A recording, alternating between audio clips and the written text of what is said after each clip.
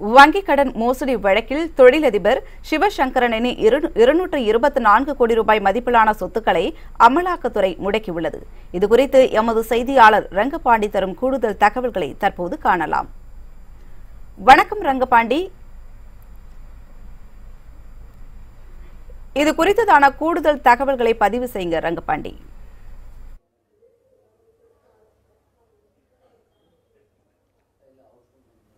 வணக்கம் லில்லி.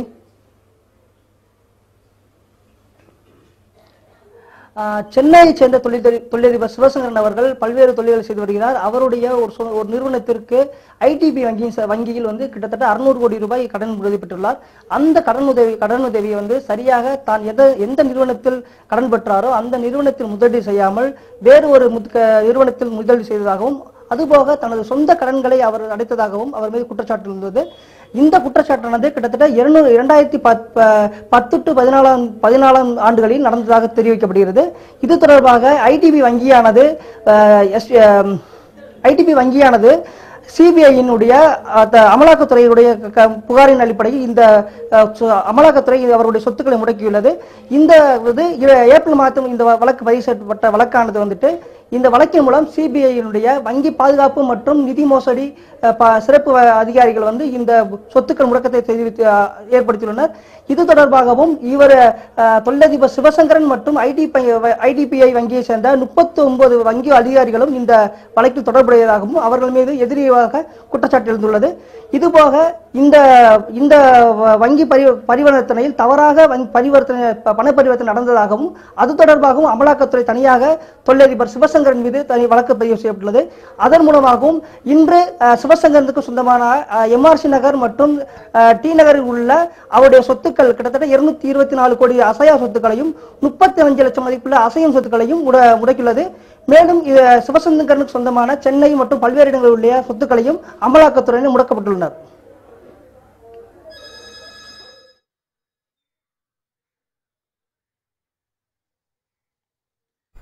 உங்கள் கூடுதல் தகவல்களுக்கு நன்றி ரங்கபாண்டி.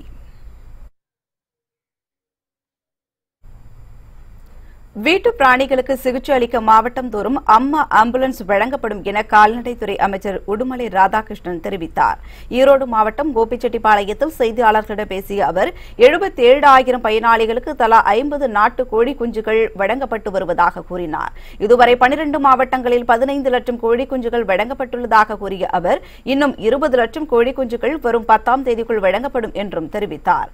மாவட்டம் தோறும் வீட்டு பிராணிகளின் முதல் அனைத்து விலங்குகளுக்கும் வைத்தியம் பார்க்கும் வகையில் அம்மா ஆம்புலன்ஸ்கள் வழங்கப்பட உள்ளதாகவும் அதற்காக இலவச தொலைபேசி எண் வழங்கப்பட்டுள்ளதாகவும் அமைச்சர் உடுமலை ராதாகிருஷ்ணன் கூறினார். மேலும் கால்நடை பராமரிப்பு துறையில் காலியாக உள்ள ஆய்வாளர் பணியிடங்கள் தேர்தல் அறிவிப்புக்கு முன் நிரப்பப்படும் என்றும் அவர் அறிவித்துள்ளார். ஏறத்தாழ 10-12 மாவட்டங்களில் இந்த திட்டங்கள் துவக்கப்பட்டு இன்னைக்கு ஏறத்தாழ 15 லட்சம் நாட்டின கோழி குஞ்சுகள் கொடுக்கப்பட்டு விட்டன. இன்னும் 23 லட்சம் கோழி குஞ்சுகளை இன்றைக்கே கொடுக்க இருக்கின்றோம். இன்றையிலிருந்து அடுத்து வருகின்ற 10ஆம் தேதிக்குள் அனைத்து கோழி குஞ்சுகளும் கொடுக்கப்படும். கூடிய விரைவில் ஒவ்வொரு மாவட்டத்திற்கும் அம்மா ஆம்புலன்ஸ் நவீன கருவிகளை உள்ளடக்கிய அம்மா ஆம்புலன்ஸ் ஒன்று வர இருக்கின்றது. நீங்கள் யார் அழைத்தாலும், அதாவது வீட்டில் இருக்கின்ற பெட்டனிமலில் இருந்து, கறவை பசுக்களில் இருந்து, அதாவது கிராமப்புறங்களில் இருக்கின்ற ஏழை விவசாயிகள் தோட்டத்தில் இருக்கின்ற அந்த கறவை பசுக்களான சரி, ஆடுகளான் யாருக்கு எதாவாக இருந்தாலும் அவர்கள் அழைக்கின்ற போது அந்த அழைக்கின்ற இடத்திற்கே சென்று அந்த கால்நடை இனங்களுக்கு மருத்துவ சிகிச்சை உயர்தர சிகிச்சை அளிப்பதற்குண்டான ஏற்பாடுகள் கூடிய விரைவில் செய்யப்படும் என்கிற மகிழ்ச்சியான செய்தி தெரிவித்துக் கொள்கின்றேன். ஆய்வாளர் பணியிடங்களை பொறுத்தவரை கூடிய விரைவில் 15ஆம் தேதி, அதாவது நம்முடைய எலெக்ஷன் நோட்டிபிகேஷன் 22-25க்குள் இந்த மாதம் வருவதாக சொல்கின்றார்கள். அதற்கு முன்பாக நிரப்ப வேண்டும் என்று மாண்புமிகு முதலமைச்சர் ஆணை பிறப்பித்திருக்கின்றார்கள். அதை எந்த அளவுக்கு முடியுமோ அந்த அளவுக்கு நிரப்புவதற்குண்டான ஏற்பாடு செய்யப்படும். நாகர்கோவிலில் பிளாஸ்டிக் ஒழிப்பு மற்றும் தலைக்கவசம் அணிவது குறித்த விழிப்புணர்வு பேரணி நடைபெற்றது. தமிழகம் முழுவதும் பிளாஸ்டிக் ஒழிப்பு மற்றும் வாகனங்களில் செல்வோர் தலைக்கவசம் அணிவது குறித்து விழிப்புணர்வு நிகழ்ச்சிகள் நடைபெற்று வருகின்றன. இதன் ஒரு பகுதியாக தமிழ்நாடு ஊர்காவல் படை சார்பாக கன்னியாகுமரி மாவட்டம் நாகர்கோவிலில் விழிப்புணர்வு பேரணி நடைபெற்றது. இதில் 100க்கும் மேற்பட்ட ஊர்காவல் படையினர் விழிப்புணர்வு பதாகைகளுடன் கலந்து கொண்டனர். ஒரு லைவ் டெமான்ஸ்ட்ரேஷன் ஆக்சிடென்ட் நடந்தால் எப்படி நம்ம உயிரை காப்பாற்றுறது, ஹெல்மெட் போட்டு எப்படி போகிறதுனால டிரிக் ஜங்ஷன் வச்சுருக்கோம். ஆக மொத்தம் நம்மளுடைய அல்டிமேட் எய்ம் வந்து கன்னியாகுமரி மாவட்டத்தில் வந்து பிளாஸ்டிக் ஒழிக்கணும், விபத்து இல்லாத மாவட்டம் வரணும். அதுக்கு வந்து நம்ம ஊர்காவல் படை மிகவும் ரொம்ப ஹெல்ப் பண்ணுறாங்க. இங்கே நம்மளுடைய கன்னியாகுமரி மாவட்டத்தில் வந்து காவல்துறையோட இணைந்து ஊர்காவல் படை ரொம்ப பெரிய அளவில் டிராஃபிக் அவேர்னஸ், டிராஃபிக் ரெகுலேஷன்ஸ், நிறைய கிரைம் கேஸ் ரிடக்ஷன்லாம் ரொம்ப நல்லா பண்ணுறாங்க. மக்களுக்கு ஒரு வேண்டுகோள், முற்றிலுமாக பிளாஸ்டிக்கை ஒழிக்கணும், பிளாஸ்டிக் பயன்படுத்துவதை தவிர்க்கணும். ஹெல்மெட் போட்டுக்கணும், டூ வீலர் போகிறவங்க கண்டிப்பாக ஹெல்மெட் போட்டுக்கணும். அது அவங்க உயிருக்கு நல்லா சேஃப்டியாக இருக்கும். நெல்லை அருகே ரவுடிகள் 2 பேரை மர்ம கும்பல் ஓட ஓட வெட்டி கொலை செய்த சம்பவம் பெரும் அதிர்ச்சியை ஏற்படுத்தியுள்ளது. நெல்லை மாவட்டம் சேரன் மகாதேவி பகுதியைச் சேர்ந்த சுடலைமணி மற்றும் கோவில்பட்டியைச் சேர்ந்த கணேசன் ஆகிய இருவர் மீதும் பல்வேறு கொலை மற்றும் கொள்ளை முயற்சி வழக்குகள் நிலுவையில் உள்ளன. இந்நிலையில் முன்னீர்பள்ளம் அருகே உறவினர் வீட்டிற்கு சென்றிருந்த இருவரையும் மர்ம கும்பல் ஒன்று ஓட ஓட வெட்டியுள்ளது. இதில் ரத்த வெள்ளத்தில் சரிந்த சுடலைமணி மற்றும் கணேசன் இருவரும் சம்பவ இடத்திலேயே உயிரிழந்தனர். தகவல் அறிந்து வந்த போலீசார் இருவரின் உடல்களையும் மீட்டு பிரேத பரிசோதனைக்காக மருத்துவமனைக்கு அனுப்பி வைத்தனர். இரட்டை கொலை சம்பவம் அப்பகுதியில் பெரும் பரபரப்பை ஏற்படுத்தியுள்ளது.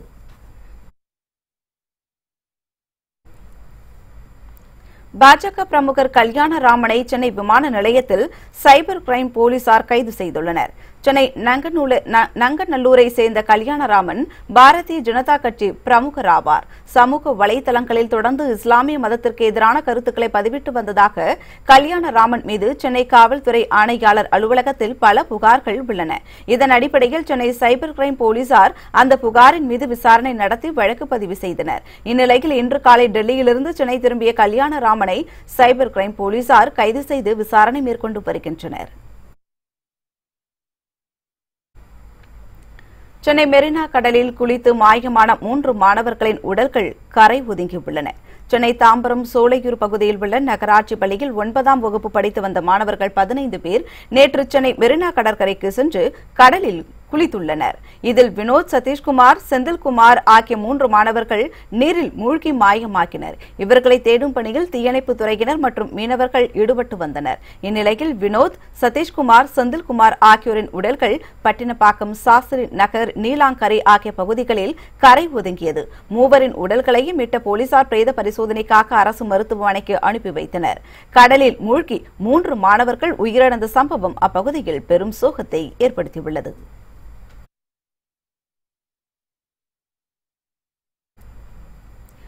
மத்திய இடைக்கால பட்ஜெட் தேர்தலில் வாக்குகளை பெற வேண்டும் என்பதற்காக தயாரிக்கப்பட்டுள்ளதாக இந்திய கம்யூனிஸ்ட் கட்சியின் மூத்த தலைவர் நல்லக்கண்ணு குற்றம் சாட்டியுள்ளார். தூத்துக்குடி மாவட்டம் கோவில்பட்டியில் செய்தியாளர்களை சந்தித்த அவர் கஜா புயலால் பாதிக்கப்பட்ட விவசாயிகளுக்கு உரிய நிவாரணம் வழங்கப்படவில்லை என புகார் தெரிவித்தார். அத்துடன் நாடாளுமன்ற தேர்தலில் வாக்குகளை பெற வேண்டும் என்பதற்காகவே தயாரிக்கப்பட்டது மத்திய இடைக்கால பட்ஜெட் எனவும் நல்லக்கண்ணு குற்றம் சாட்டினார். பொது தேர்தலுக்கு பிறகு இந்தியாவுக்குள்ள மொத்தத்தில் மறு தேர்தலில் வெற்றி பெற்றவர்கள் பட்ஜெட்டை அமைக்க வேண்டும். ஆனால் இப்பொழுது கொண்டு வந்திருக்கிறது இடைக்கால பட்ஜெட். இடைக்கால பட்ஜெட்டில் முழு அறிவிப்பும் செய்ய முடியாது. ஆனால் மத்திய அரசு, அதில் பிஜேபி தலைமையில் உள்ள இந்த அரசு இதுவரை வரலாற்றில் இல்லாத அளவுக்கு ஒரு இடைக்கால பட்ஜெட்டை முழு பட்ஜெட்டாக போட்டு தேர்தலில் வாக்குகளை பெறுவதற்காக இதுவரை செய்யாத காரியங்கள் எல்லாம், இதுவரைக்கு நிறைவேற்ற தவறிய காரியங்கள் எல்லாம் கோடிக்கணக்கில் அறிவித்து திட்டங்களை நிறைவேற்றியிருக்கிறார்கள். கஜா புயலையோ ஓகி புயலையும் அந்த விவசாயிகளுக்கு நிரந்தர நிவாரணம் கிடைப்பதற்கு எந்த உதவியும் செய்யவில்லை. வணக்கம். மாலை முரசு செய்திகளை விரிவாக பார்ப்பதற்கு முன் தலைப்புச் செய்திகளை பார்க்கலாம். கிராம சபை கூட்டத்தில் அரசை பற்றி ஸ்டாலின் தவறாக தகவல்களை பேசி வருவதாக முதலமைச்சர் பழனிசாமி குற்றச்சாட்டு. நலத்திட்டங்களுக்கு யார் தடை போட்டாலும் நிறைவேற்றியே தீருவோம் எனவும் உறுதி. பாஜக அங்கம் வகிக்கும் கூட்டணி 30 இடங்களில் வெற்றி பெறும் என பொன் ராதாகிருஷ்ணன் நம்பிக்கை. மக்கள் நலனை கருதிதான் இடைக்கால பட்ஜெட் தாக்கல் செய்யப்பட்டுள்ளதாக விளக்கம்.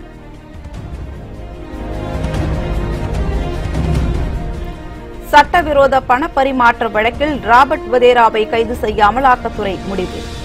முன்ஜாமீன் கோரி தாக்கல் செய்த மனு மீது டெல்லி உயர்நீதிமன்றத்தில் இன்று விசாரணை.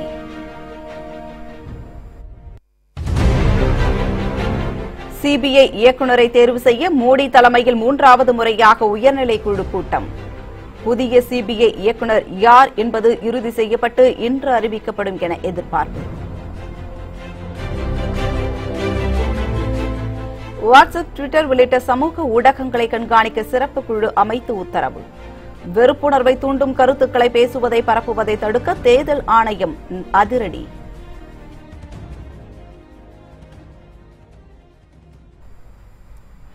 இனி விரிவான செய்திகளை பார்க்கலாம். அரசின் நலத்திட்டங்களுக்கு யார் என்ன தடை போட்டாலும் நிறைவேற்றியே தீருவோம் என முதலமைச்சர் எடப்பாடி பழனிசாமி தெரிவித்தார். சேலம் கந்தம்பட்டியில் நெடுஞ்சாலைகள் மற்றும் சிறு துறைமுகங்கள் துறையின் சார்பில் நடைபெற்ற அரசு விழாவில் தமிழக முதல்வர் எடப்பாடி பழனிசாமி கலந்து கொண்டார். விழாவில் சேலம் கந்தம்பட்டி சந்திப்பில் 33 கோடி ரூபாய் மதிப்பீட்டில் புதிய மேம்பாலங்கள் கட்டும் பணி, வாழப்பாடி ஊராட்சி ஒன்றியம் புழுதிக்குட்டை சந்துமலை சாலை புங்கமடுவு அருகில் 3.5 கோடி ரூபாய் மதிப்பில் உயர்மட்ட பாலம் மற்றும் தும்மல் அருகில் 3.5 கோடி ரூபாய் மதிப்பில் உயர்மட்ட பாலம் என மொத்தம் 40 கோடி ரூபாய் மதிப்பிலான 3 புதிய பாலப்பணிகளுக்கு முதலமைச்சர் பழனிசாமி அடிக்கல் நாட்டினார். இதனைத் தொடர்ந்து வருவாய்த்துறை உள்ளிட்ட பல்வேறு துறைகளின் சார்பில் 12 கோடியே 26 லட்சம் ரூபாய் மதிப்பில் 4049 பயனாளிகளுக்கு நலத்திட்ட உதவிகளை வழங்கி பேசிய முதலமைச்சர் பழனிசாமி சேலத்தில் பாஸ்போர்ட் அமைக்க மத்திய கொள்கை அளவில் ஒப்புதல் அளித்துள்ளதாக கூறினார். கிராம சபை கூட்டங்களில் அரசை பற்றி தவறான தகவல்களை ஸ்டாலின் தெரிவித்து வருவதாக குற்றம் சாட்டிய அவர் ஆட்சியை கழிக்க தூக்கத்தில் கூட சதி செய்து வருவதாகவும் சாடினார். கிராமங்கள் தான் கோவில் என்ற ஸ்டாலினின் அரிய கண்டுபிடிப்புக்கு கிண்ண சாதனை விருது தரலாம் என்றும் முதலமைச்சர் பழனிசாமி விமர்சித்தார். புரட்சித் தலைவி அம்மா முதலமைச்சராக இருந்த காலத்தில் என்னென்ன திட்டங்கள் அறிவிக்கப்பட்டதோ, அம்மா இருக்கின்ற பொழுது, முதலமைச்சர் இருக்கின்ற பொழுது அந்த திட்டங்களை நிறைவேற்றிக் கொண்டிருந்தார்கள். அதைத் தொடர்ந்து அம்மா மறைவுக்கு பிறகு அம்மாவுடைய அரசு தொடர்ந்து செயல்படுத்தி இன்றைக்கு மக்கள் மிகப்பெரிய வரவேற்பை நாம் பெற்றிருக்கின்றோம். அது பொறுக்க முடியாத ஸ்டாலின் அவர்கள் அங்கே போய் கிராமத்தில் போய் ஒரு சின்ன சின்ன கூட்டத்தை போட்டு பேசிட்டு இருக்காரு. அங்க போய் பேசிக்கிட்ட பொழுது கிராமம் தான் கோயில் சொல்றாரு. இது ஏற்கனவே நமக்கு தெரியும். நாம கிராமத்தில் பிறந்து வாழ்ந்தவன். அவர் நகரத்தில் இருந்தனால கிராமம் ஒரு கோயில் அவர் இப்பதான் கண்டுபிடிச்சிருக்காரு. அவர் புது கண்டுபிடிப்புக்கு இன்றைக்கு கிண்ண சாதனை கிடைச்ச மாதிரி அவருக்கு வேணா அந்த சாதனை இப்ப படைச்சிருக்காரு.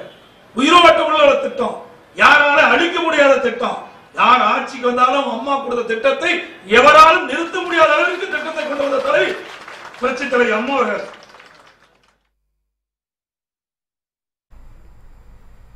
பாஜக தலைமையில்தான் கூட்டணி அமையும் என்று கூறவில்லை என்றும் தமிழகத்தில் பாஜக அங்கம் வகிக்கும் கூட்டணி 30 இடங்களில் வெற்றி பெறும் என்றும் மத்திய அமைச்சர் பொன் ராதாகிருஷ்ணன் தெரிவித்தார். கன்னியாகுமரியில் செய்தியாளர்களிடம் பேசிய அவர் நாட்டு மக்கள் நலன் கருதி அறிவிக்கப்பட்டுள்ள இடைக்கால பட்ஜெட்டை தேர்தல் பார்வையோடு பார்த்ததால் காங்கிரஸ் உள்ளிட்ட எதிர்க்கட்சிகள் சகித்துக் கொள்ள முடியவில்லை என்றும் தெரிவித்தார். இந்த நிதிநிலை அறிக்கை வாசித்துக் கொண்டிருக்கும் போது ஆரம்பத்தில் எக்காலமிட்டுக் கொண்டிருந்த எதிர்க்கட்சியை சேர்ந்தவர்கள் மக்களுக்கான திட்டங்கள் அறிவிக்கப்படும் போது சோர்ந்து கடைசியில் அவைக்குள்ளாகவே படுத்தது போன்ற காட்சியை நீங்கள் பார்த்திருக்க முடியும். அப்ப மக்களுக்கு நல்லது செய்தாச்சுன்னு சொன்னா இவர்களால் சகித்துக் கொள்ள முடியவில்லை என்பதை காங்கிரஸ் கட்சியும் எதிர்க்கட்சிகளைச் சேர்ந்தவர்களும் நிரூபித்து காட்டியிருக்கிறார்கள். இதுல பிஜேபி தலைமை அது என்ன சொல்றதுலாம் அப்பவும் சொல்ல, இப்பவும் சொல்ல, எப்பவும் சொல்ல. பாரதிய ஜனதா கட்சி அங்கம் வகிக்கக்கூடிய கூட்டணி மிக குறைந்தபட்சம் 30 இடங்களை கைப்பற்றும்.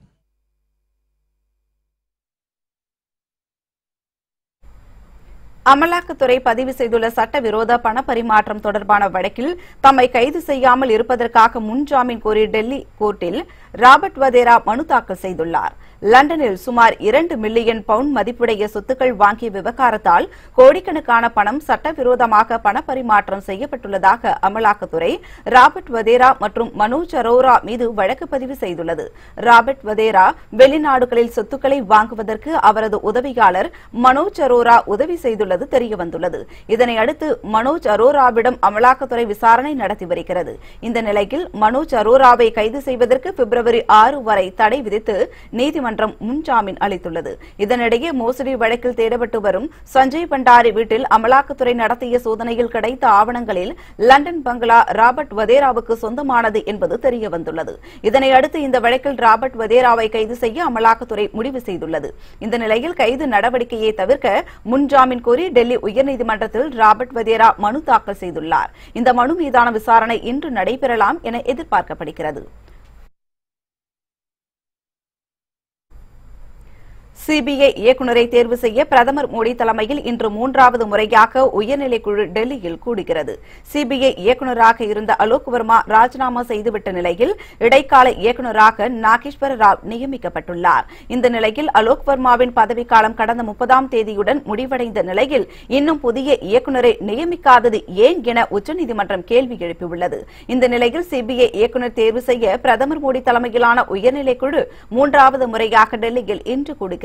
சிபிஐ இயக்குநருக்கான பரிந்துரை பட்டியலில் 5 நபர்களுடைய பெயர்கள் இடம்பெற்றுள்ள நிலையில் இன்று நடைபெறும் தேர்வுக்குழு கூட்டத்தில் சிபிஐ இயக்குநராக பதவியேற்கப் போவது யார் என்பது இறுதி செய்யப்பட்டு அறிவிக்கப்படும் என்று எதிர்பார்க்கப்படுகிறது.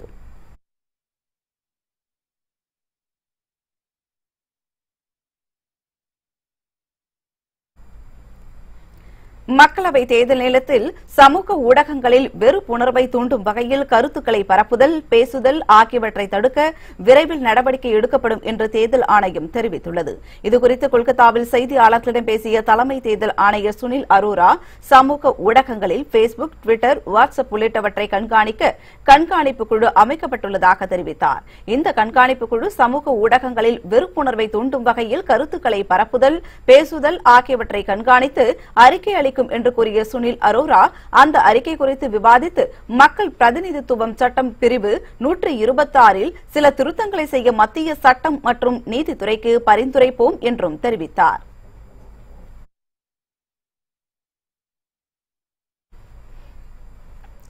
பொள்ளாச்சி, உடுமலை போன்ற பகுதிகளில் வலம் வரும் யானை சின்னத்தம்பியை கூண்டில் அடைத்து கும்கி யானையாக மாற்றுவதை தவிர வேறு வழியில்லை என வனத்துறை அமைச்சர் திண்டுக்கல் சீனிவாசன் தெரிவித்தார். கோவையில் நடைபெற்ற கருத்தரங்கில் பேசிய அவர் சின்னத்தம்பியை கும்கி யானையாக மாற்ற நடவடிக்கை எடுக்கப்படும் என்று தெரிவித்தார். இந்த யானை மிகுந்து இங்கே இந்த நாட்டு பகுதியிலே அதிகமாக சாப்பிட்டு இப்ப காட்டினுடைய இருக்கிற அந்த உணவு அதுக்கு பிடிக்கல, அதனால எங்க சுத்தினாலும் வந்து சேர்ந்துருது. இதுக்கு ஒரே வழி அந்த யானையை கும்கி ஆக்கலாம் இருக்கோம் அப்படின்னு சொல்லி ஒரு பெரிய ஆராய்ச்சி பத்தி அவங்க சொன்னாங்க. கும்கி ஆக்கினா என்னங்கன்னாக்கா, கும்கி ஆக்கும் போது அதுக்கு நல்ல பயிற்சி.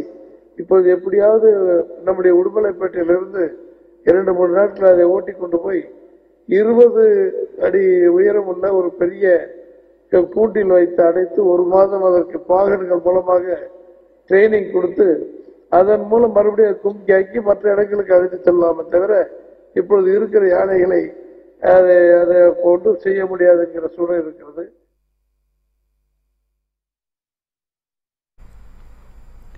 ஊர் ஊராக சென்று உளறி கொட்டி வரும் திமுக தலைவர் ஸ்டாலின் முதலமைச்சர் கனவில் மிதப்பதாக அமைச்சர் செல்லூர் ராஜு விமர்சனம் செய்துள்ளார். மதுரை மாவட்டம் திருப்பரங்குன்றம் அரசு மருத்துவமனையில் 1,50,00,000 மதிப்பீட்டில் புதிய கூடுதல் கட்டிடம் கட்டி பூமி பூஜை நடைபெற்றது. இந்நிகழ்ச்சியில் கூட்டுறவுத்துறை அமைச்சர் செல்லூர் ராஜு, வருவாய்த்துறை அமைச்சர் RB உதயகுமார் ஆகியோர் பங்கேற்றனர். பின்னர் செய்தியாளர்களை சந்தித்த செல்லூர் ராஜு, திமுக தலைவர் ஸ்டாலின் ஊர் ஊராக சென்று உளறி கொட்டி வருவதாகவும் முதலமைச்சர் கனவில் மிதப்பதாகவும் விமர்சித்துள்ளார். ஊர் ஊரா போய் கிராமமா போய் உட்கார்ந்து அவர் வேற உளறி கொட்டி கொண்டு இருக்கிறார். மாங்காய் புளித்ததோ வாய் புளித்ததோன்னு சொல்லணும், இவர் வாய் புளித்ததோ மாங்காய் புளித்ததோன்றார். என்னென்னமோ பேசுறாரு. புரட்சி தலைவர் இருக்கும் வரைக்கும் கோட்டை பக்கம் முதலமைச்சர் என்ற காணவே கூட நினைக்க கூடாதுன்ற அளவுக்கு செய்தவர் புரட்சி தலைவர் எம்ஜிஆர். எம்ஜிஆர் இருக்கும் வரைக்கும் வனவாசம் போனதுதான் திராவிட முன்னேற்ற கழகம். 14 ஆண்டுகள் வனவாசம் போன கட்சி அது. அது கூட தெரியாம போய் கிராம மக்கள்கிட்ட பேசுறாரு. டெல்லியில் பேசுவதால் வைகோ தேசிய தலைவராக முடியுமா என பாஜக தேசிய செயலாளர் ராஜா கேள்வி எழுப்பினார். சென்னை விருகம்பாக்கத்தில் செய்தியாளர்களிடம் பேசிய அவர், பிரதமர் மோடி பற்றி பேச வைகோவிற்கு என்ன தகுதி இருக்கிறது என்றார். வைகோவால் கலிங்கம்பட்டியில் அவருடைய வார்டு கவுன்சிலராக முடியுமா என்றும் அவர் கேள்வி எழுப்பினார். ஓட்டுக்குதான் இடைக்கால பட்ஜெட் என்று கூறிய ப. சிதம்பரம் அடிக்கடி சிபிஐ கோர்ட்டுக்கும் நீதிமன்றத்திற்கும் சென்று வருவதால் மனதளவில் பாதிக்கப்பட்டுள்ளதாகவும் ராஜா விமர்சித்தார். மாநிலத்தில் செல்வாக்கு இருந்தா அவர் ஸ்டேட் லீடர், யாருக்கு எங்கேயுமே செல்வாக்கு இல்லையோ நேஷனல் லீடர் அப்படின்னு அந்த மாதிரி பெரிய நேஷனல் லீடர் வைகோ அவர் இப்படி எல்லாம் பேசுறது மக்கள் எள்ளி நகையாட மாட்டார்களா? யோசிச்சு பார்க்கணும். Where is he? அவர் கலிங்கப்பட்டியில் அவர் வார்டில் அவரால் கவுன்சிலருக்கு ஜெயிக்க முடியாது. ஐ challenge him, you first contest for your ward membership. Okay, Modi எல்லாம் பத்தி பேசுற அளவுக்கே இல்ல. அவர் உயரம் என்ன, இவர் உயரம் என்ன? இப்ப புழுகலாமா சிதம்பரம்? பாவம் என்ன பண்றது, தினம் சிபிஐ கோர்ட்டுக்கும் இடி கோர்ட்டுக்கும் பட்டியாலா கோர்ட்டுக்கும் போய் அவர் அரெஸ்ட் ஆகிறத நாள் தள்ளி போடுறதுக்கு கெஞ்சிண்டே இருக்கிறது. அவருக்கு இந்த மாதிரி விஷயங்கள் மறந்து போறது பாவம். Yes lost is mental balance. அதனால சிதம்பரம் அப்படி சொல்லியிருக்காரு, அவ்வளவுதான், வேற ஒண்ணும் இல்லை, மன்னிச்சிருவோம். சிறு குறு விவசாயிகளுக்கு மத்திய அரசு அறிவித்துள்ள 6000 ரூபாய் உதவித்தொகை தமிழகத்தில் 73 லட்சம் விவசாயிகளுக்கு கிடைக்கும் என எதிர்பார்க்கப்படுகிறது. விவசாயிகளுக்கு ஆண்டுதோறும் ரூபாய் 6000 உதவித்தொகை வழங்கப்படும் என்று இடைக்கால பட்ஜெட்டில் பாஜக அறிவித்துள்ளது. இதன் மூலம் நாடு முழுவதும் 12 கோடி விவசாயிகள் பயன்பெறுவார்கள் என்று பட்ஜெட்டை தாக்கல் செய்த நிதியமைச்சர் பியூஷ் கோயல் தெரிவித்தார். இந்த நிலையில் தமிழகத்தில் 2015-16 ஆண்டு நடத்தப்பட்ட வேளாண் கணக்கெடுப்புப்படி 5 ஏக்கருக்கும் குறைவான நிலம் வைத்திருப்பவர்கள் 73,04,000 பேர் என்று தெரிய வந்துள்ளது. எனவே பிரதமர் கிசான் சம்மான் நிதி யோஜனா திட்டத்தின் மூலம் வழங்கப்படும் 6000 ரூபாய் உதவித்தொகை தமிழகத்தில் 73,40,000 சிறு குறு விவசாயிகளுக்கு கிடைக்கும் என தெரிய வந்துள்ளது. மேலும் முதல் தவணை தொகை அடுத்த மாதத்திற்குள் விவசாயிகளுக்கு வழங்கப்பட வேண்டும் என்பதால் மார்ச் மாத இறுதிக்குள் 73,40,000 தமிழக விவசாயிகளுக்கு 6000 ரூபாய் அவர்கள் வங்கிக் கணக்கில் போடப்பட்டுவிடும் என்பது குறிப்பிடத்தக்கது.